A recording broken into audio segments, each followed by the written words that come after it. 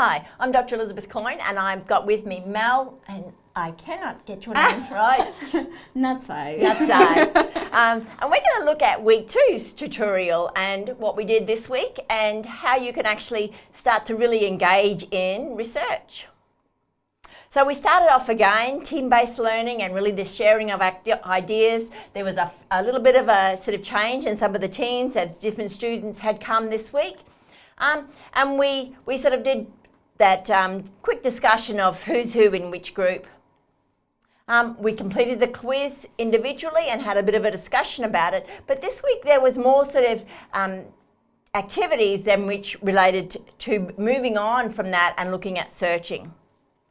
So a quick look at the quiz for this week is we looked at the purpose of reviewing literature. We talked about sort of this reason that we really wanted to look at being able to select a research design, what that meant, what were research designs, and we talked about quantitative and qualitative, and we wanted to actually use our review of literature to understand existing knowledge. We talked about sort of looking at the review. We also then looked at how we searched.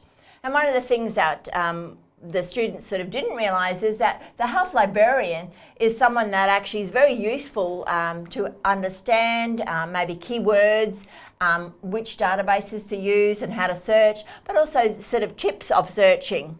And so this was sort of what we talked about. And we looked at this, why you might do a literature review, and it's really to understand the evidence related to your practice.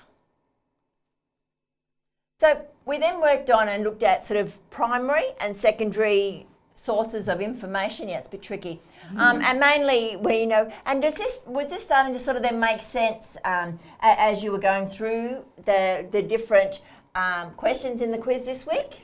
Yeah, definitely. I mean, probably at the beginning I probably wasn't as certain about what primary and secondary research material was. Yeah. Definitely gave a bit more clarity. Yeah, which is great, and I think that's the importance of this sort of discussing it in teams and coming, because the tutorials aren't just about giving you the same information that's in the course content, but about giving it some context and linking it to your clinical practice. We also talked about referee journals, and we actually looked at a referee journal online.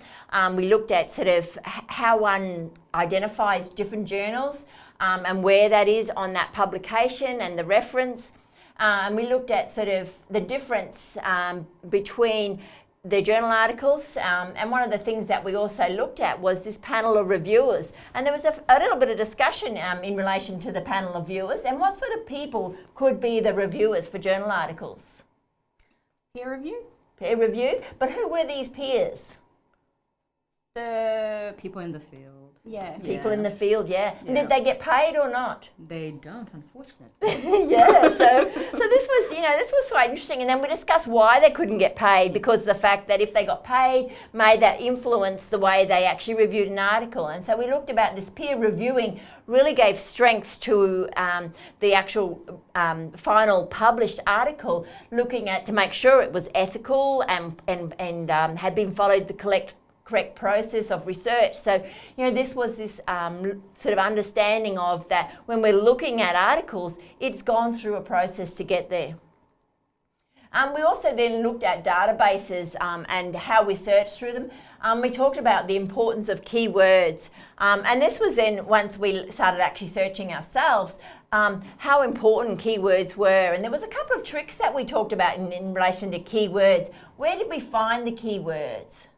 Within the information you're looking for. So obviously if you've got an older woman, how can you reword that? Yeah. What other term can you use to put in your keyword search? Some people might even go into Google and be like, okay, like say the elder one. Some people it's like aging and just kind of like playing with the words. That is the norm, so to speak, and just putting it in simple. Perfect, yeah. See, the other one that we played with the words was the stockings. Yes. Because you need to get the right term, and so we did actually turn to Google and actually work, well, what is, embolipic, I can't even pronounce it, compression stockings, head stockings. And so it's okay to actually try and get good keywords by using Google. Yeah. The other thing we looked at was in each article underneath the abstract is the keywords, and so we can use the keywords that the author themselves has put. But that's once we find one good article, and we can also then sort of look at how we may join them together. And there were two words, boolean and truncation, that we talked about. And this is how to focus the research. And truncation was an interesting one because it allowed for multiple endings. And we looked at nurse with an asterisk being NUR, education. We also then looked at the sort of when you had words which may have different spellings, how you can then put woman, woman, or we looked at different spellings with S and Z so that we got the right words as we were doing our search. And these were just little tricks that we talked about amongst our groups. We looked at sort of social media as a tool for data collection and storage.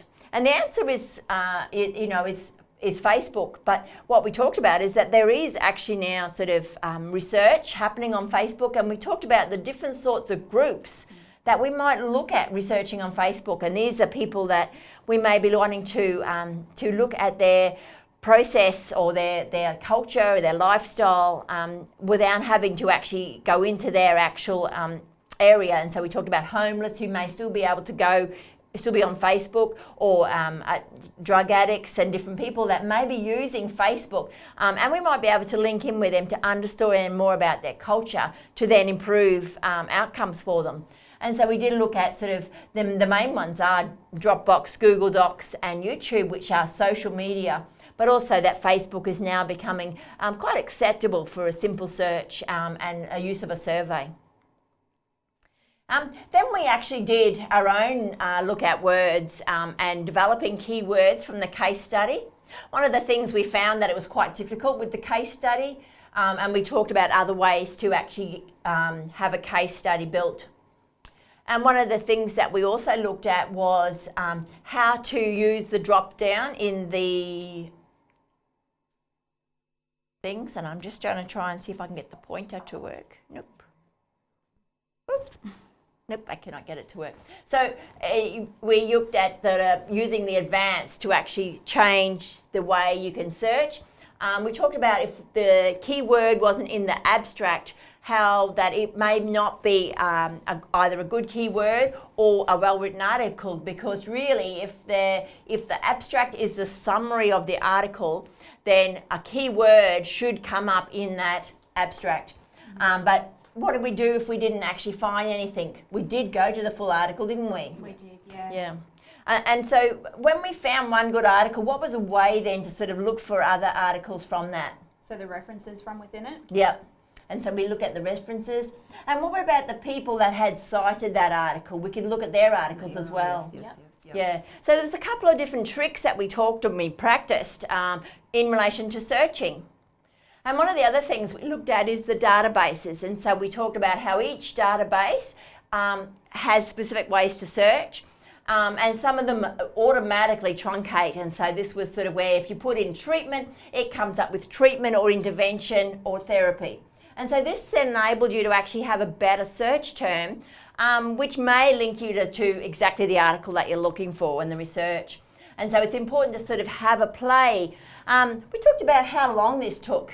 And so if you were going to do it for an assignment, was it going to be a 10-minute process? It can Take take a anywhere. while. Yeah. It just depends. Depends on your searches. Yeah. Yeah, and so it's really important to sort of make sure that you go through it. And working in a team was actually really useful because it was about sort of sharing those ideas, wasn't it? Absolutely, yeah.